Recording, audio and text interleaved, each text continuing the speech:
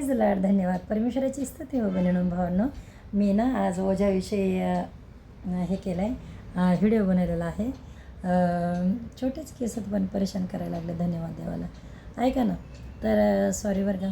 तर ओझ्याविषयी मी व्हिडिओ बनवला आहे. ओझं हे किती प्रकारचं असतं आणि ते ओझं कोणीतरी मागते तुम्हाला की तुम्ही फ्री जगा, आनंदी जगा, ते ओझं मला द्या. तर ते चिंतेचं ओझं आहे बहिणीनो भावांनो. तर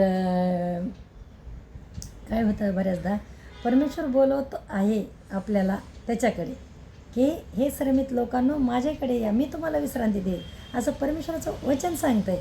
पण काय होतं, बरेच लोक प्रभूमध्ये गेलेत, बरेच प्रॉब्लेम घेऊन गेलेत. पण काय होतं की परमेश्वराने बोलवलं आहे, आपण गेलो, पण आपलं जे ओझं आहे ना, आपलं जे जीवन आहे ना, ते खाली केलं नाही लोकांनी. म्हणून त्यांच्या चेहऱ्यावर खरा आनंद नाही, खरं हसू नाही. कशामुळे? ते अजूनही दबलेले आहेत.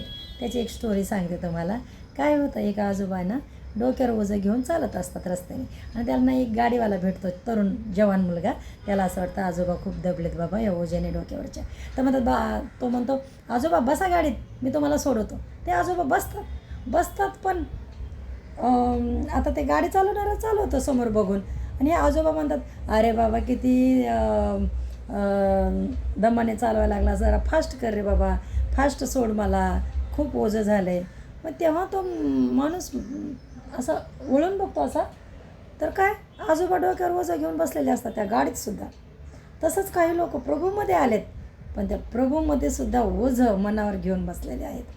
माझ्या मुलाचं कसं होईल, माझ्या मुलीचं कसं होईल, घरच नाही, घराचं कसं होईल, कर्जाचं कसं होईल, अनेक चिंता घेऊन चिंतेचं ओझं. म्हणून त्यांच्या चेहऱ्यावर खरं हसू पण नाही आणि बहिणीनं भावना ते कोणाला संदेश पण सांगत नाही, कारण त्यांना